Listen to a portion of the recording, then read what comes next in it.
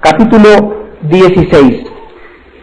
Y al llegar a este capítulo 16 del libro del Génesis, nosotros estamos aquí viajando entre este capítulo y los anteriores, pues como 15, 20 años, y vemos que a pesar de una promesa que Dios le hizo a Abraham tiene que esperar todavía muchos años para poder esperar y ver realizado el nacimiento de su hijo Isaac, el cual vendría a ser el fundador, el que vendría a continuar la posteridad y el nacimiento de la nación judía. Y al mismo tiempo era Isaac el que portaba el germen de la vida, el germen de donde vendría el Mesías prometido. Acordémonos, ¿verdad?, que el padre es Abraham, después vamos a ver los dos hijos que tiene, pero Cristo no viene de la línea de Ismael, de donde vienen los árabes. Cristo viene de la línea de Isaac, de donde vienen los judíos.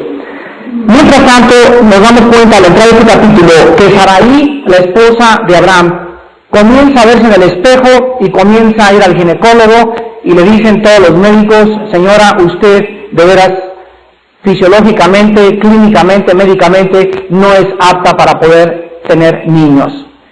Sarai se desespera y en este capítulo vamos a analizar en esta noche algunas pruebas por las que tiene que pasar Abraham. Leamos pues el capítulo 16 del libro del Génesis. Sarai, mujer de Abraham, no le daba hijos. Ella tenía una sierva egipcia que se llamaba Agar. Dijo entonces Sarai a Abraham: ya ves que Jehová me ha hecho estéril, te ruego pues que te llegues a mi sierva, quizá tendré hijos de ella. Y atendió Abraham al ruego de Sarai. Y Sarai, mujer de Abraham, tomó a Agar, su sierva egipcia, al cabo de 10 años, que había habitado Abraham en la tierra de Canaán, y la dio por mujer a Abraham su marido.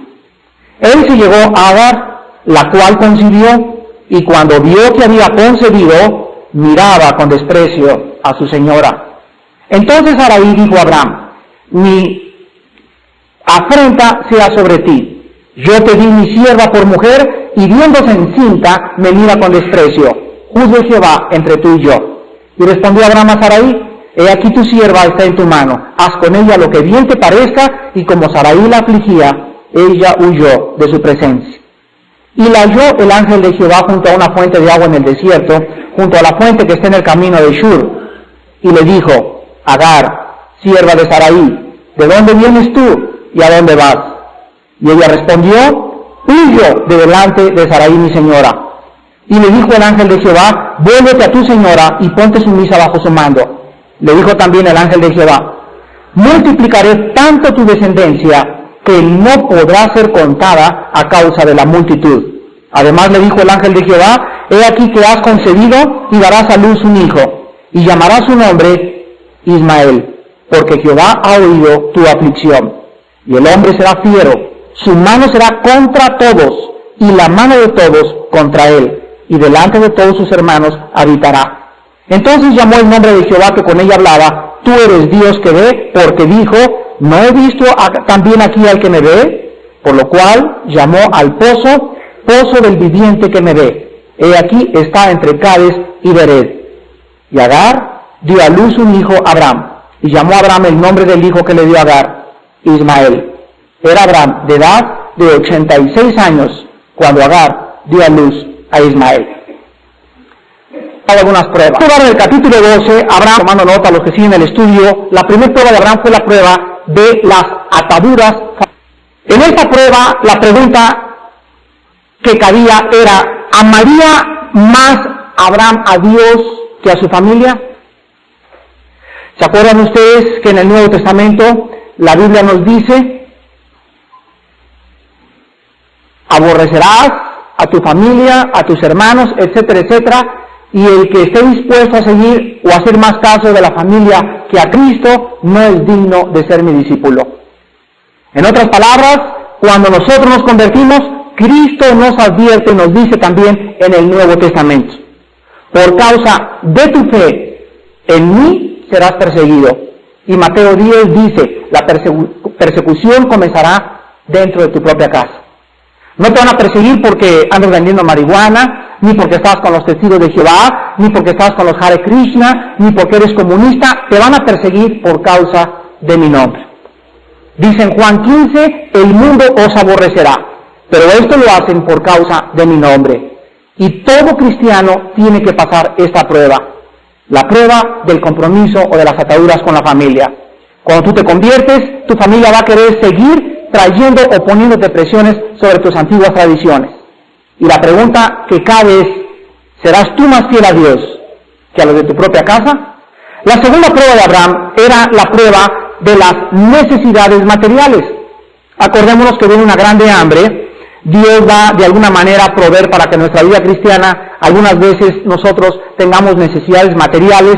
Y en esta época la pregunta es: ¿buscaremos a Dios para que provea nuestro sustento, o en ese momento buscaremos nuestras necesidades en otra fuente que no sea Dios? Cuando tú estás muy necesitado, pides prestado, ya violaste un mandamiento bíblico. Cuando tú estás necesitado, robas, ya violaste un mandamiento bíblico. Entonces la segunda prueba de Abraham fue cuando vino el hambre, y él tuvo que irse a Egipto, y vemos que esa prueba no la pasó. Pasó la primera prueba. Pónganle palomita a la primera, la segunda pónganle tacha, porque no pasó esa prueba. Recordemos que Abraham, cuando fue presionado, fue a Egipto a pedir ayuda. Y vemos en el lío en que se estaba metiendo. Es maravilloso cómo Dios no nos oculta los pecados y los fracasos de todos sus siervos. La tercera prueba de Abraham era la prueba del rencor y la amargura. Lot, su sobrino, se pelea con él y no le importa el testimonio delante del mundo. Y agarra a Lot, sus pastores y su ganado, y se va sobre la tierra de Zoar, donde establece sus tiendas cerca de Sodoma y Gomorra. Pasa algún tiempo y los reyes de Sodoma se unen con otros 5 reyes que ya vimos en otros capítulos, y comienzan una guerra en toda esa área donde Lot, su sobrino, es capturado y llevado cautivo con estos reyes. En ese momento Abraham pudo haber tenido rencor y odio en contra de su sobrino. Me la hiciste hace 6 meses, pues ahora, ¿verdad?, ni te presto ni te ayudo, no me importa lo que te esté pasando. Es la prueba del rencor y la amargura.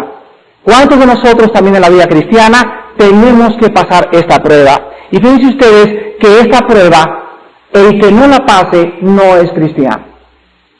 Dice aquí en 1 de Juan, en el Nuevo Testamento, en el capítulo 2, en el versículo 9, 1 de Juan 2:9 en adelante: el que dice que está en la luz y aborrece a su hermano está todavía en tinieblas.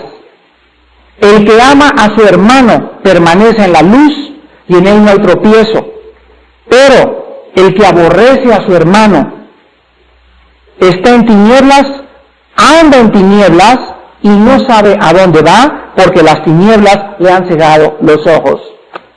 Hace un momento les dije, el que no pasa esta prueba no es cristiano. ¿Por qué? Porque cuando Dios nos salvó, dice en Romanos 5, Él derramó el amor de Dios en nuestro corazón por el Espíritu Santo que nos ha dado.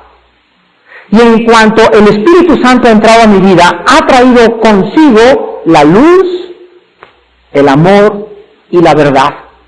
Y mi vida tiene en primer lugar que comenzar a ser caracterizada porque comienzo a perdonar más fácilmente que antes cuando no le conocía a Él.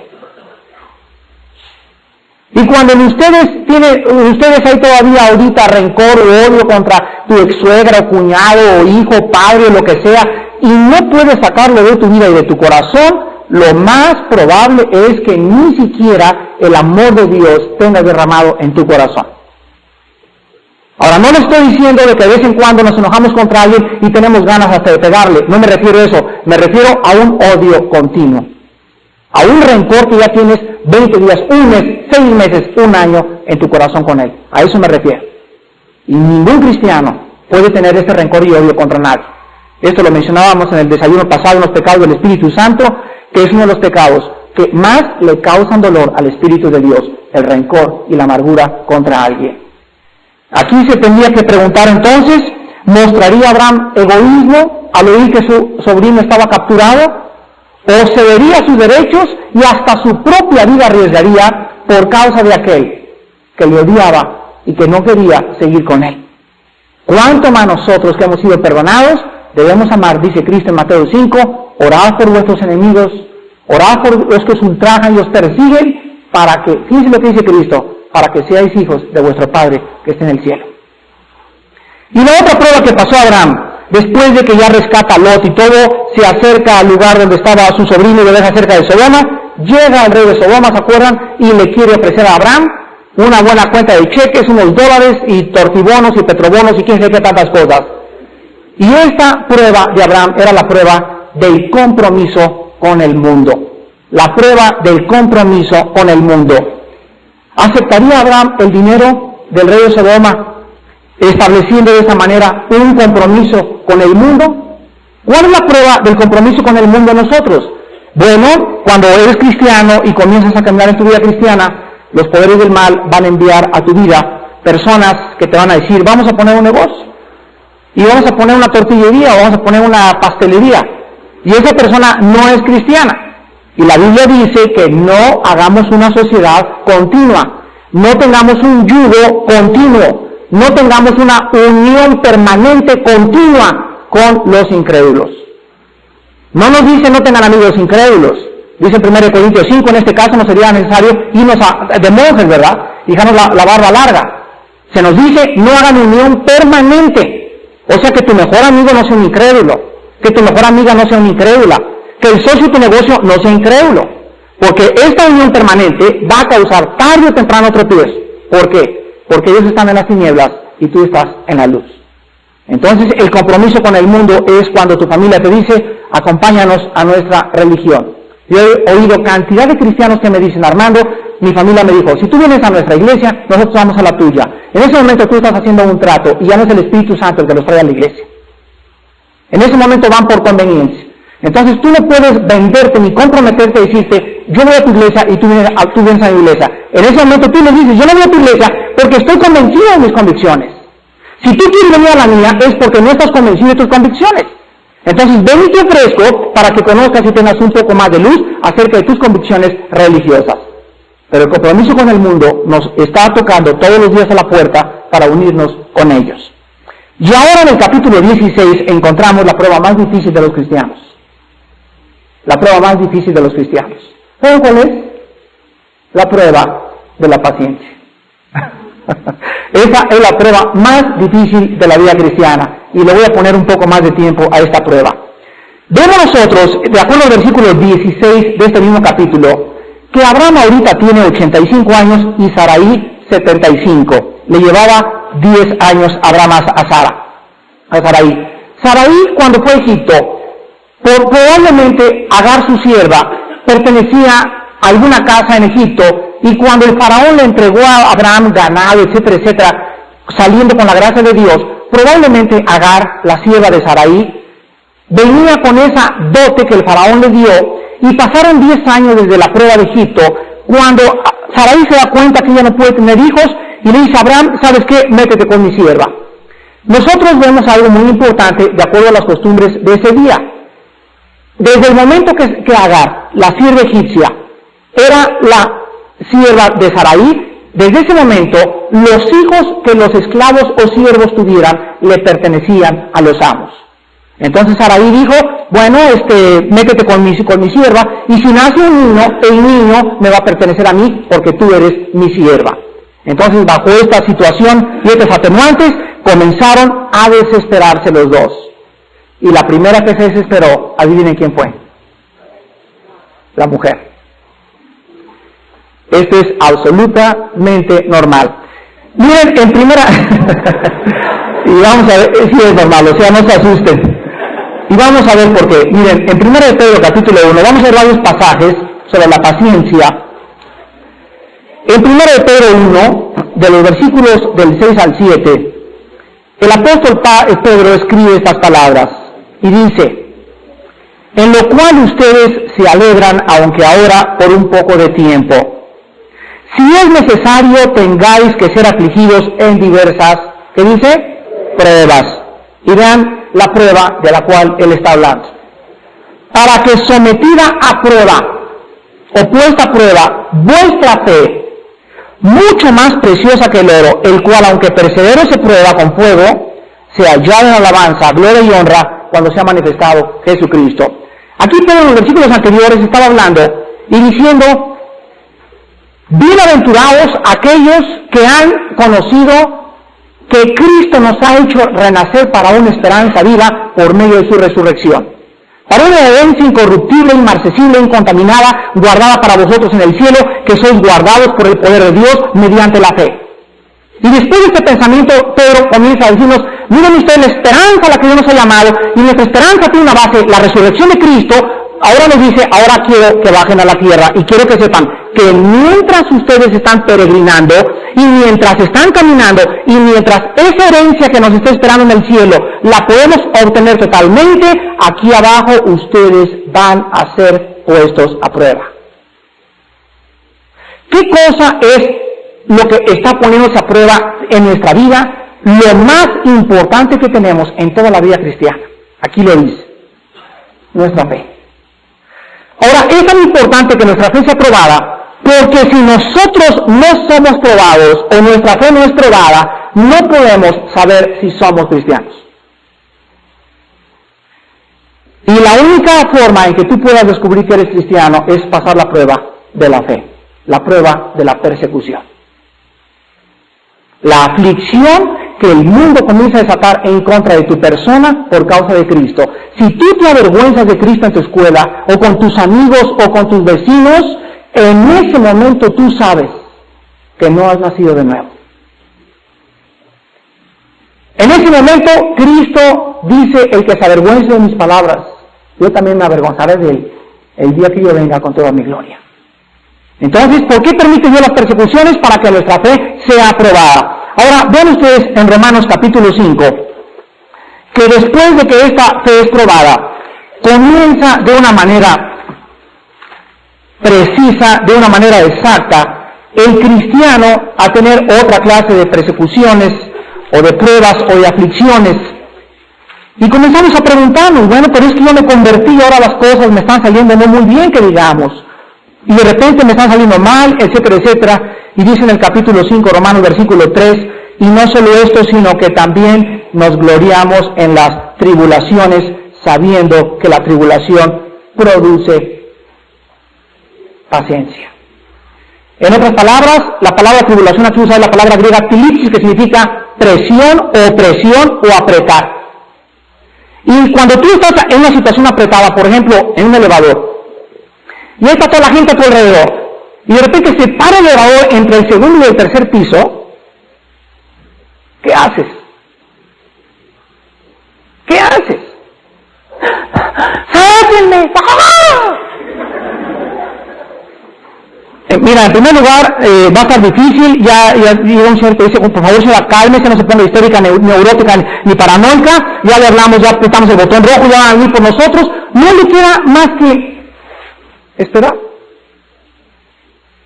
¿Qué haces en un pozo cuando sabes que gritas ¡ah! Y por más que grites nadie pasa, y por más que agarres te vas a romper las uñas para poder salir? ¿Qué haces en un pozo cuando sabes que no hay nadie ni una voz que te pueda sacar de ahí?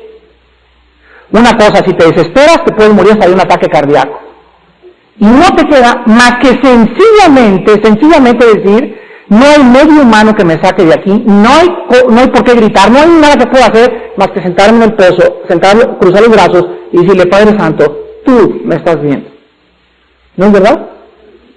Dicen en los Salmos, pacientemente esperé a Jehová y Él me sacó del pozo de la desesperación.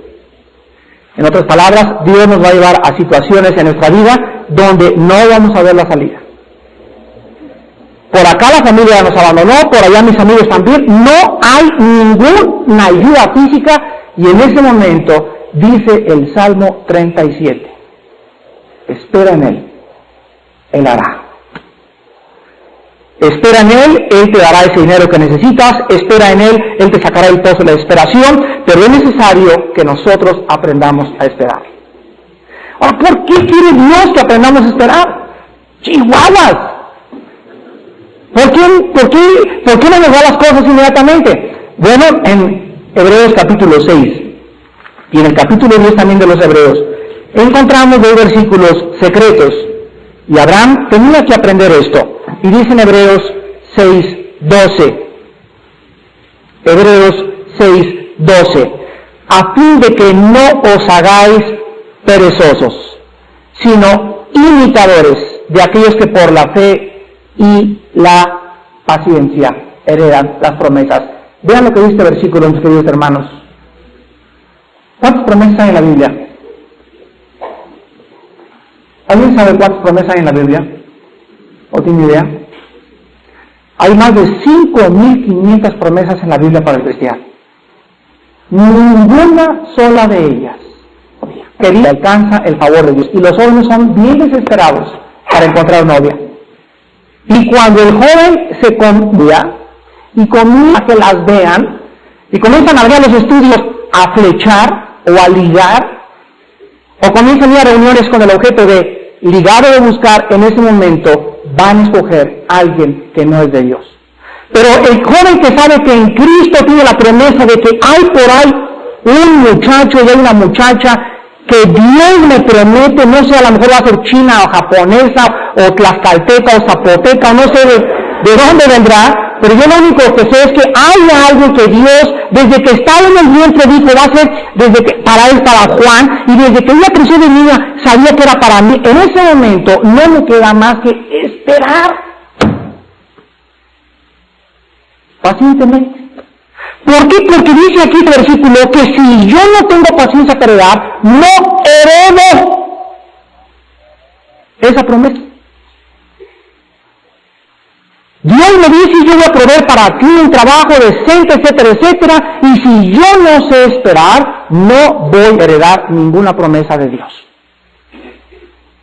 Es necesaria la fe y la paciencia porque por ellas se alcanzan las promesas. Y por naturaleza todos nosotros somos tan desesperados, tan impacientes, y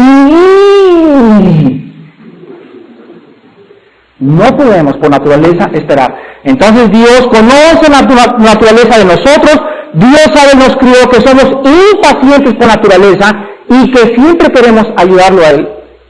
O cuando tarda algo un poco, comenzamos a tomar la iniciativa nosotros, y en ese momento, la virtud más grande que existe. Ahora ven el capítulo 10 de los Hebreos, versículo Hebreos 10, del 35 al 36, dice, no pierdan pues vuestra confianza, que tiene grande galardón, porque os es necesaria la paciencia, para que habiendo hecho la voluntad de Dios, obtengáis la promesa. Veamos ustedes entonces que me dice Dios, ¿quieres a muchacha? Sí, pero ya. Entonces dice, mira, primero tienes que hacer mi voluntad. ¿Cuál es? Esperar. Si tú no esperas y no haces mi voluntad, no la obtienes ni te la doy. En cualquier área de la vida cristiana es lo mismo. ¿Quieres una casa? Y las señoras dicen, sí, pero ya. Y comienzan, eres un haragán, y mi mamá me dijo, y vende el coche, y vamos a endrogarnos, y vamos a pedir prestado, y esto y el otro, y ella quiere su casa. ¿Ya? Pues a lo mejor tienen una, y cuando tienen la casa, y entran a la casa, entraron y tuvieron esa casa a través de préstamos, de deudas, y descubren que una vez que tienen la casa, no pueden disfrutarla, porque no tienen la bendición de Dios. Cuando tienes esa muchacha que tú querías, descubres que ya la tienes, y de repente no la disfrutas, porque la bendición de Dios no acompaña tu noviazgo ni tu matrimonio. Ahora nosotros encontramos en Santiago, de la vuelta de Hebreos, está Santiago, en último lugar, en relación con la esperanza, en el versículo del 2 al 4 del capítulo 1, que se nos dice, hermanos míos, tengan por sumo gozo cuando os halléis en diversas pruebas, sabiendo que la prueba de vuestra fe produce paciencia. Mas tenga la paciencia su obra completa, para que seáis perfectos y cabales, sin que os falte alguna cosa alguna. Entonces, todas las pruebas, ¿cuál es el objeto de las pruebas? Que en esa prueba nosotros aprendamos a confiar en Dios. Y a descubrir que Él es real, y que Él se manifiesta en nuestra vida, y que Él va a cambiar a tu hijo. Yo me he encontrado cantidades de padres cristianos que me han dicho, mi hijo ya ni Santa Claus lo convierte. No, usted no lo conoce, es un drogadicto de lo peor, ya no tiene remedio mi hijo. Bueno, tiene usted toda la razón, usted no tiene paciencia para esperar que Dios trate con su hijo. Pero si usted no tiene paciencia para saber por fe que su hijo va a conocer a Cristo y que Dios va a trabajar con él, y usted está orando todos los días, dándole gracias ya a Dios, por fe de que Dios lo va a tocar, Dios entonces no va a tocar a su hijo, y su hijo, tiene usted toda la razón, señora, se va a condenar en el infierno. Porque usted no tuvo ni fe ni paciencia para esperar la promesa de Dios. Serás salvo tú y tu casa. Entonces, esta promesa se cumple solamente en aquellas personas, en aquellos padres que están confiando y esperando en fe, creyendo que Dios es poderoso para tocar a cada uno de nuestros hijos. Y dice también ahí en Santiago, en el capítulo 5, versículos del 7 al 8, Santiago 5, del 7 al 8, por tanto, hermanos, tened paciencia hasta la venida del Señor. ¿Hasta cuándo? Hasta que tengas tu casa, hasta que tengas tu novia, no, porque toda la vida nuestra estará caracterizada hasta que Él venga por la paciencia. A propósito, ¿alguien sabe la definición de la palabra paciencia? La paciencia no es una persona así toda, y se sienta, esa es tímida, o es una persona con otras características. La palabra paciencia en el original griego significa lo siguiente. Apunta la definición de la palabra paciencia. La palabra paciencia significa el espíritu que no se da por vencido. La persona que no cede.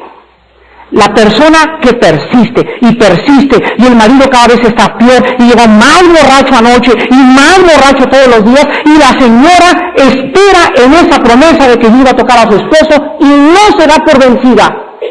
Y la señora sigue confiando en que su marido será salvo. Pero ya pasaron 10 años, hermano, y mi marido no se convierta. Tenga paciencia, señora. Ya no tiene 10 años. No es cierto. Si usted no hubiera tenido en los últimos 10 años, a lo mejor ya se hubiera convertido. A lo mejor no se ha convertido porque usted no ha tenido paciencia. Regresamos a Génesis. Abraham y Agar y Sarai no tienen paciencia. Vamos a ayudarle a Dios. Abraham, ven para acá. ¿Qué crees que te voy a dar de cumpleaños, Abrahamcito? Y Abraham como que no quería, ¿verdad? Como que no quería a Abraham. Pues mira, Sarai, déjame pensarlo, no. Pero no voy a pensar 24 horas, no. Déjame ir a pedir a Dios su voluntad, no. ¿De veras me la das? Sí. Y dice en el versículo 2, entonces Sarai le dijo a Abraham, ya ves que Jehová me ha hecho estéril, te ruego pues que te lleves a mi sierva, quizá tendré hijos de ellas, y de volada. No hay nada. Y atendió a Abraham al ruego de Sarai. Qué prueba tan grande para Abraham. Dice en el versículo 4, él se llegó a Agar, la cual concibió, y cuando vio que había concebido, miraba con desprecio a su señora. Entonces Sarai dijo a Abraham, mi afrenta sea sobre ti, yo pedí a mi sierva por mujer, y viéndose encinta, me mira con desprecio, juzgue Jehová entre tú y yo. Antes de continuar, quiero solamente advertirles a todos los maridos que no crean que todas nuestras esposas nos van a hacer la misma prueba. No, es que la Biblia está, y hay muchos que en las escrituras, y me llegan las señoras a enojarse conmigo. Este hermano dijo que la prueba, y mi marido dijo que tenía que pasar esa prueba. Viejos rabo verdes.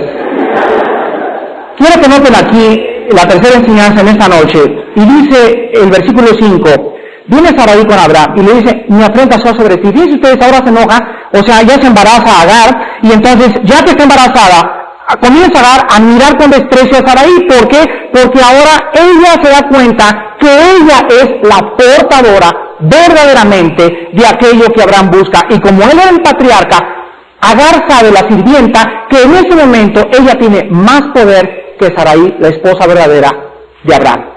Y este principio nos enseña la tercera lección en esta noche, y es la siguiente: cuando el ser humano recibe poder, o influencia, o popularidad, u honra, se enorgullece.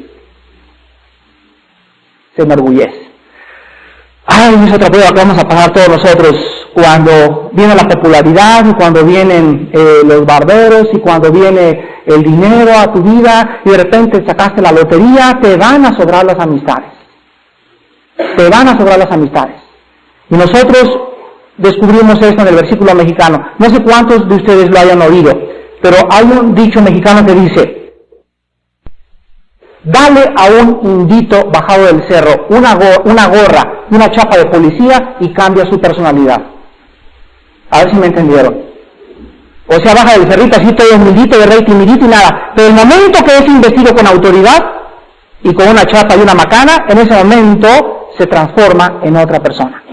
El poder enferma a las gentes, tanto al indito como al presidente o al emperador o a un dictador de cualquier país. ¿Por qué es que un dictador como Stalin, como los Césares romanos, como Napoleón, etcétera, etcétera, todos los hombres que subieron a un pináculo, por qué es que ahí en ese pináculo no pudieron ellos tener el entendimiento claro, ni una razón coherente para poder darse cuenta que eran hombres? ¿Saben ustedes por qué? Porque Dios ha diseñado que Él sea el único que no dependa de nadie. Todas las criaturas de Dios tienen que depender de Él. Todos tenemos que ser sumisos a Él. Entonces, cuando una criatura se eleva y se coloca en el lugar de Dios, en ese momento esa persona se le olvida que es ser humano y no Dios. Es el peligro de las dictaduras y los gobiernos totalitarios y dictatoriales. Es el peligro de que un solo pastor gobierne una iglesia. Es el peligro de que haya un solo presidente y que no tomen en cuenta la Cámara de Diputados ni de Senadores, sino que de repente el gobierno y el poder se concentren en un solo hombre. No, el hombre no está capacitado para gobernar por sí mismo. Dice Proverbios: en la multitud de consejeros se afirma la sabiduría. Ahora vemos nosotros en los siguientes pasajes que la situación se vuelve insoportable. Y le dice en el versículo 5 también Sarai a Abraham: mi afrenta sea sobre ti. Yo pedí a mi sierva por mujer, y viéndose encinta me mira con desprecio. Juzgue Jehová entre tú y yo. En cuarto lugar, nosotros aprendemos en esta noche que es muy difícil aceptar nuestra responsabilidad en nuestros pecados. Desde que el pecado entró al huerto del Edén, Abraham le dijo a Dios: ¿tú me la diste? En otras palabras, si no me lo hubieras dado, yo no hubiera pecado. Y desde ahí hasta nuestros días, el ser humano dice: es que yo soy así por mi mamá. Yo soy así por mi papá. Mi papá era un borracho y llegaba a la casa y me traumó, etcétera, etcétera. No es que yo soy así por mi esposo. Si no tuviera este esposo que tengo con cara de quesadilla, yo no podría ser otra clase de persona. No es que en la iglesia que yo estoy todos tan fríos y todo, y por eso no crecí espiritualmente. No es cierto, no es cierto, no es cierto, no es cierto. Ni tu papá, ni tu influencia en tu iglesia, ni nadie absolutamente podrán jamás justificar lo que tú eres. Tú eres ahorita en esta noche lo que tú eres porque tú has escogido y tú has querido ser así. Si la influencia fue negativa, tú tienes el poder del Espíritu Santo para rechazar cualquier otra clase de influencia. Si tu papá fue un alcohólico y estás traumada y veniste traumada a Cristo, el poder del Espíritu Santo y la palabra de Dios pueden limpiar tu pensamiento y tu entendimiento para transformarte y hacerte una nueva criatura. Pero no hay ninguna excusa para que alguien diga: yo estoy traumado, amargado o resentido de la vida por la forma como el mundo me ha tratado. Esto es la filosofía de los delincuentes juveniles. Hace mucho tiempo les dije, J. Hoover, el que fue presidente del FBI durante 25 años en Estados Unidos, dijo: la mentalidad de los delincuentes es la siguiente: no hay un solo delincuente que no diga que está en deuda con el mundo. Todos los delincuentes se caracterizan porque creen que el mundo les debe algo. Y cuando tus hijos crecen y creen que tú les debes algo, y papá, tú te exijo esto y esto y lo otro, tu hijo es un delincuente. Porque nuestros hijos no deben de crecer exigiendo derechos, sino aceptando responsabilidades. Se los voy a repetir. Nuestros hijos no deben de crecer exigiendo derechos, sino aceptando sus responsabilidades. Eso es que, papá, me presta ese carro porque me merezco. ¡Ah, cuidadito! Es que, cállese la boca, ¿cómo que lo mereces? Es que tú tienes la obligación. ¿Qué? Tu hijo es potencialmente un delincuente cuando comience a exigir derechos y no aceptar sus responsabilidades como hijo. Vemos nosotros en el versículo 6 que Abraham le responde a Sarai: he aquí tu sierva está en tu mano, haz con ella lo que bien te parezca. Y como Sarai la afligía, ella huyó de su presencia. Aquí encontramos en quinto lugar en esta noche que muchos hombres ante la presión de la mujer ceden la cabeza del hogar. El hombre ante la presión cede la cabeza del hogar. La cabeza del hogar es el timón y el barco que Dios nos ha dado para que nosotros como hombres seamos el que le dé curso a la familia, el que dirija espiritualmente la familia, el de donde salen las órdenes, el que organiza, el que todo, él y la mujer detrás del capitán, ayudándole, secándole el sudor, echándole porras, si tú puedes, mi vida, y los arrecifes y las olas, mi vida, échale, aquí estoy delante de ti, mijitos, a todos con su papá. Esa es la labor de todos los demás. Pero el hombre tiene que tener agarradas las manos en el timón del barco. Y cuando el hombre le dice: mejor tú andas, yo no quiero discutir contigo, y agarra tú el timón, y la mujer agarra el timón del barco, en ese mismo momento ese hogar está bajo el juicio de Dios. Porque no es la voluntad de Dios de que sea la mujer la que lleve el hogar, sino el hombre. Y repito, cuando el hombre cede los derechos de la cabeza y la mujer toma el timón del hogar, en ese momento esa casa será humillada por Dios. Puedes preguntarme tú, amiga que me visita, su hermana en Cristo: Armando, pero es que yo soy la fuerte y la que tomo las decisiones por mi temperamento y él es el débil. Bueno, en este caso tú tienes que ser muy sabia para entregarle el mando a él y humillarte y que él crezca. Pero si tú descubres que, aunque sea tímido, tú tienes que empujarlo a que él agarre el timón del barco, entonces tu casa será humillada. Porque no está en el programa de Dios que las mujeres gobiernen el hogar. Vemos nosotros el versículo del 7 al 10, que entonces sale corriendo Sarai: ya no aguantes que va a haber un hogar, gritos, sombrerazos, etcétera, etcétera. Ya me voy, dice Sarai, dice Agar. Y se echa a correr Agar, y la halla el ángel de Jehová. Esta es la primera vez en la Biblia que aparece la frase el ángel de Jehová. Nosotros vemos aquí en el versículo 13 que era Dios. Versículo 13, entonces llamó el nombre de Jehová con que ella hablaba. Entonces vemos que cuando oigan ustedes la frase el ángel de Jehová, se refiere siempre a una de las teofanías en el Antiguo Testamento de Dios a través de un cuerpo humano. Alguien me preguntó cuál es la diferencia entre la encarnación del Nuevo Testamento y la aparición de Dios en cuerpo humano. Está en lo siguiente: en que la encarnación, desde el vientre, Dios entró al vientre de María, y desde su vientre Dios comenzó a crecer y nació como un niño y creció como un niño. Aquí no entró ni se encarnó, aquí solamente tomó un cuerpo humano y se desapareció, manifestó como los ángeles y se desaparecía. Aquí no eran encarnaciones, aquí sí era encarnación. Aquí se llama teofanías o apariciones visibles de Jehová en forma humana. Dios aparece entonces en la forma del ángel. Y entonces le dice a Agar: ¿de dónde viene? El versículo 8, ¿y a dónde vas? Ella respondió: huyo de delante de Sarai mi señora. Y le dijo el ángel de Jehová: vuélvete a tu señora y ponte sumisa bajo su mando. El ángel también le dijo: multiplicaré tanto tu descendencia que no podrá ser contada a causa de la multitud. Además, le dijo el ángel de Jehová: he aquí que has concebido y darás a luz un hijo, y llamarás su nombre Ismael, porque Jehová ha oído tu aflicción. Vemos nosotros que en la forma en la que Dios le habla a Agar, encontramos que Agar no tenía culpa de la tragedia de ese hogar de Sarai y de Abraham. Ella aquí realmente era una víctima de las circunstancias. Ella, como sierva de Sarai, obedeció, tuvo relaciones con Abraham, y el ángel se le acerca con mucho amor y con mucha caridad y le dice: ¿por qué vas? Mira, no, espérate tantito, tranquilízate, regresa con tu ama y ponte otra vez sumisa con ella. Pero antes Dios le hace una promesa a la sierva de Sarai, y esta promesa es el nacimiento de las naciones árabes. Nosotros encontramos que la sexta lección que vamos a aprender en esta noche es la siguiente.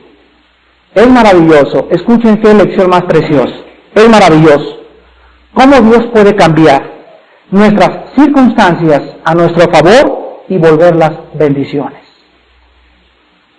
Tú me puedes decir en esta tarde, hermano Alducin, yo me casé en contra de la voluntad de Dios con un incrédulo, yo estoy casado. ¿Ya no te puedes divorciar? ¿Qué hago entonces? ¿Sabes una cosa? Si ahorita te arrepientes y tienes a tu novio, a tu esposo incrédulo, Dios promete que cuando nosotros cometemos un error, Él puede cambiar ese error en la bendición más grande de tu vida. Si tú te arrepientes y comienzas a caminar con Él de la mano. Pues ya rodea ante el banco donde yo estoy trabajando, hermano, y ya estoy arrepentidísimo. Ahora puedes tener la seguridad de que vas a ir al reclusorio Oriente, vas a estar un año, pero como tú entraste arrepentido al reclusorio Oriente, te vas a recoger tu cosecha, pero Dios en el reclusorio te va a bendecir y te va a usar grandemente, y va a convertir tu reclusorio en un paraíso por el hecho de haberte arrepentido. Vean ustedes en Isaías capítulo 51, versículo 3, cómo esta promesa está constantemente corriendo por toda la Biblia.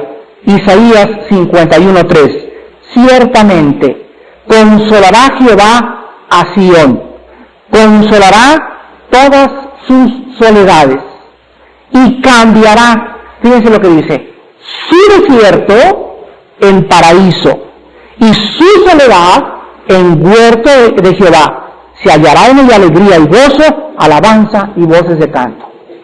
No importa qué pecado hayas cometido, no importa tu rebelión en contra de Dios, en la sangre de Cristo hay perdón de pecados, y si tú vienes en arrepentimiento y abandonas tu pecado, como decíamos ayer en el mensaje de la mañana, y te vuelves a Dios, Dios vuelve a producir en tu vida tres cosas. Número 1, produce en ti frescura.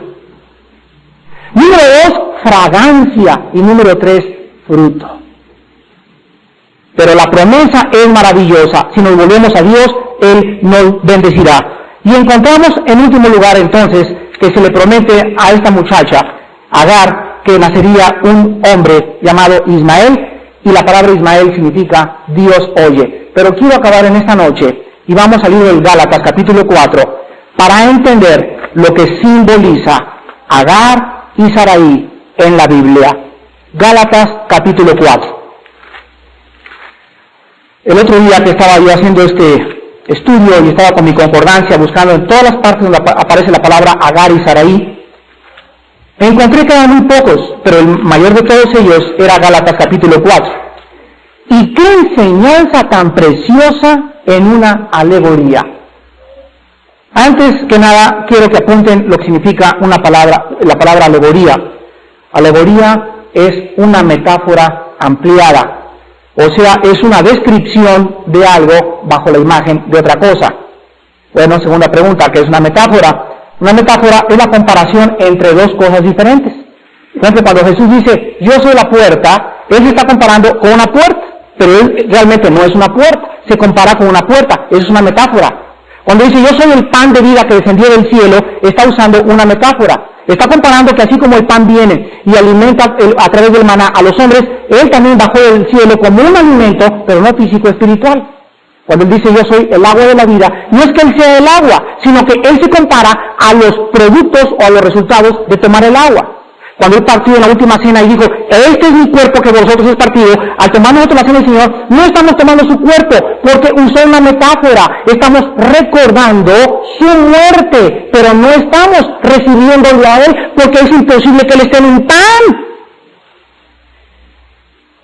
Bueno, vamos a ver la alegoría pues, de versículos del 21 al 31, y con esto acabamos en esta noche. Y dice así, decidme los que queréis estar bajo la ley, ¿no habéis oído la ley? Porque está escrito que Abraham tuvo dos hijos, uno de la esclava y el otro de la libre. Pero el de la esclava nació según la carne, mas el de la libre por la promesa, lo cual es una alegoría. Pues estas mujeres son los dos pactos.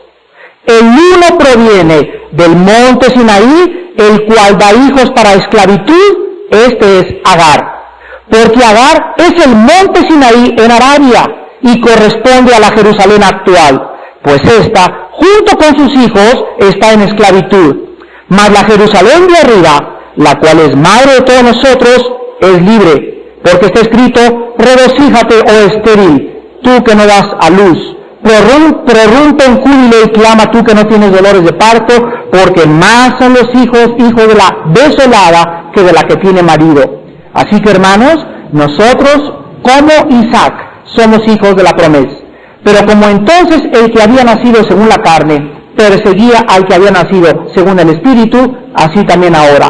Mas ¿qué dice la Escritura? Echa fuera a la esclava y a su hijo, porque no heredará el hijo de la esclava con el hijo de la libre. De manera, hermanos, que no somos hijos de la esclava, sino de la libre.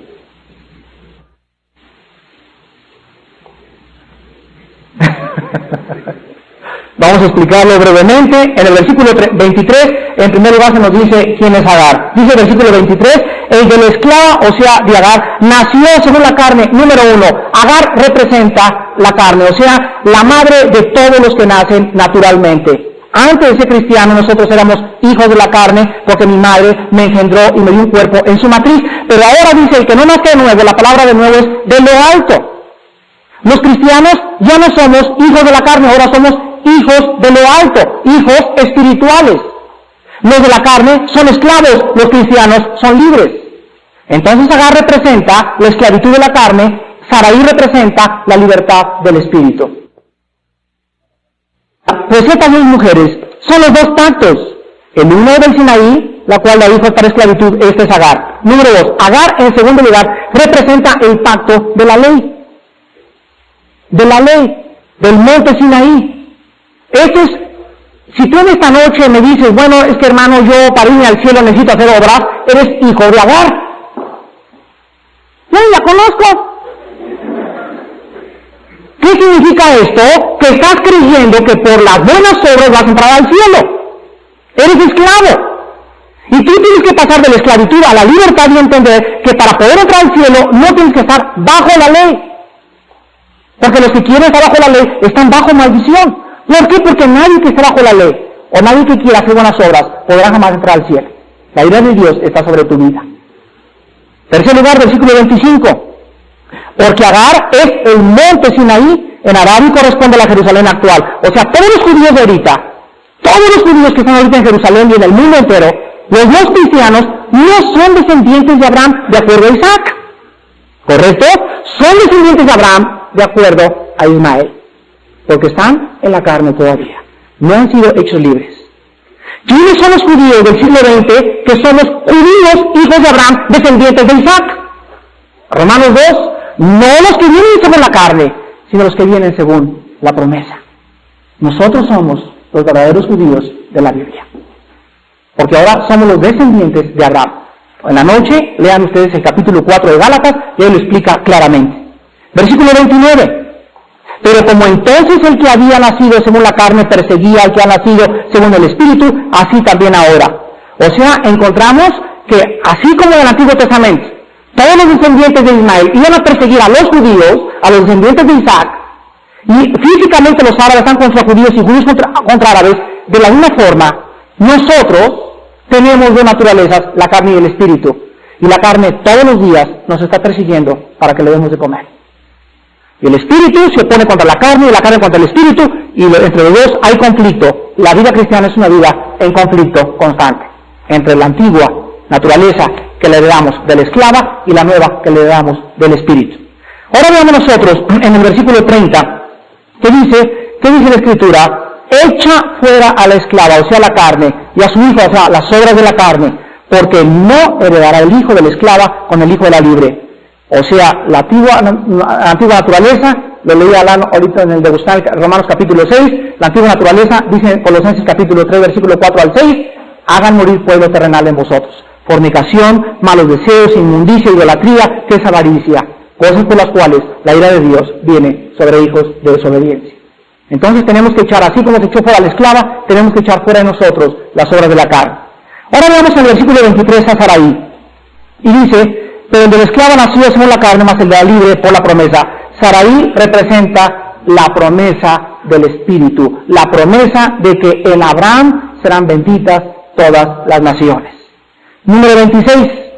Mas la Jerusalén de arriba, la cual es madre de todos nosotros, es libre, Agar representa a los judíos en la Jerusalén ahorita. Hay otra Jerusalén que baja en Apocalipsis 21, y esta Jerusalén es a la cual pertenecemos todos nosotros, los descendientes de Isaac, no los descendientes de Ismael. Entonces Sarai representa la Jerusalén de arriba, Agar representa la Jerusalén actual. Versículo 27, porque está escrito, regocíjate, oh estéril, tú que no das a luz. O sea, en este caso era Sarai. No la que daba luz debía regocijarse, sino la estéril. Prorrumpe en júbilo y clama, tú que no tienes dolores de parto, porque más son los hijos de la desolada que la que tiene marido. Aquí encontramos una contradicción aparente. Aquí tenemos mujeres que es estéril, aquí tenemos a Agar que es fértil. Y le dice Dios, tú, Sarai, que no tienes hijos, prorrumpe en llanto. Y Sarai le contesta, pero Dios, ¿cómo es posible? Ella la que tiene que estar gozosa. No, tú prorrumpe en júbilo, porque tus hijos y los hijos que nacerán de ti van a ser espirituales. Aquí está el nuevo nacimiento. El nuevo nacimiento. No es esta la que debe gozarse, sino aquella que va a ser la madre de los descendientes en el Espíritu. En la noche mastican, la semana que entra mastican el mensaje. Y por último encontramos el versículo 27 y 28. En el 28, así que hermanos, nosotros somos hijos de Isaac o somos hijos de la promesa. O sea, Sarai representa a la madre de todos aquellos que nacieron de nuevo en el Nuevo Testamento. Y en el versículo 31, de manera, hermanos, que no somos hijos de la esclava, sino somos hijos de la libre. Sarai representa la madre de todos los que nacen de nuevo. Y por eso en el Antiguo Testamento decía, prorrumpe en júbilo tú, oh estéril, porque tú vas a ser madre de los hijos espirituales. ¿Cuántos de ustedes en esta noche, antes de despedirnos, todavía siguen viviendo como esclavos de la carne? ¿Siguen viviendo guiados y energetizados por su padre, el diablo? ¿Cuántos de ustedes todavía siguen siendo esclavos de sus pasiones? Esclavos de su antigua naturaleza. ¿Te das cuenta que dentro de ti no hay fuerza ni poder para dejar de hacer lo que tú estás haciendo? Y te lleva a la carne, y te atormenta, y te atosiga, y te persigue. Dice la Biblia que cuando nosotros recibimos a Jesucristo como nuestro Salvador, Dios no agarra la carne y la destroza más que posicionalmente en la cruz al crucificar al antiguo hombre. Dios deja el pecado dentro de nosotros. Pero entonces, ¿cómo podemos solucionar la vida cristiana? Al mismo tiempo que Dios nos deja el pecado dentro de nosotros, Dios envía dentro de nosotros un poder para comenzar a vencer el pecado. Antes nos tenía así, ahora nos da un machete para hacerle así, pasa las cuerdas del pecado y poder vivir la vida que Él quiere que vivamos. Si tú eres cristiano en esta noche, y todavía el pecado te atosiga y eres esclavo y no tienes victoria en él, lo único que significa es lo siguiente: le estás dando de comer más a Agar que a Sarai. Hagan de cuenta que Abraham aquí tiene a las dos, la carne y el espíritu, y Abraham decide quién de las dos. Él es el mero papucho de papuchos. Y Abraham dice, a ver mi Agarcita, venga para acá, pollito, jamoncito, gerber, caviar, carne de puerco, manitas de puerco en vinagreta, bla bla bla, con flex, verduras. Y Sarai, cállese, usted está a dieta, y usted está a dieta, y usted está a dieta. A los 15 días, viene Agar y le dice a Sarai, ¿tú qué crees de qué? Y Sarai, pues sí, ¿verdad? Cállese. Y claro que va a ganar Agar, ¿por qué? Porque Agar está bien gordota. Entonces es lógico que Agar esté trompeándose a Sarai a cada ratito. ¿Por qué? Porque Sarai no tiene que comer. ¿Qué representa el espíritu? Dentro de nosotros es lo mismo. Las dos naturalezas que representan a las dos mujeres es lo que nosotros debemos a comprender. ¿A quién le das más de comer? Agar. Por eso no tienes victoria. Porque tu lado espiritual está débil y flaquito, y cuando vienen los ataques no tienes fuerza para decirle no a la tentación, para no irte con esos amigos, para no irte con esa muchacha, para no ver esa película. ¿Por qué? Porque tienes mucho tiempo que no le das de comer al espíritu dentro de tu vida. ¿Qué es lo que le alimenta? A la naturaleza antigua le alimenta la pornografía, los chistes groseros, las malas conversaciones, que corrompen las buenas costumbres, los gritos, la ira. Todas esas cosas hacen que Agar esté bien gorda dentro de ti. ¿Y qué alimenta a Sarai? La meditación de la palabra, 2 versículos mínimo memorizarlos diarios, Orar 2, 3 veces diarias de rodillas delante de Dios, aparte en el metro, aparte en el camión, venir a estudios bíblicos y comienza Saraí a engordar y engordar y engordar y ahora a ponerse plaquita, plaquita, plaquita y comenzamos a ver que comienza a tener victoria el espíritu en contra de la carne. Si no tienes victoria, simplemente no es porque no tengas fuerzas ni porque no has entendido la palabra de Dios, sino porque no has querido obedecer lo que Dios te dice. Vivan en el espíritu, hagan morir las obras de la carne.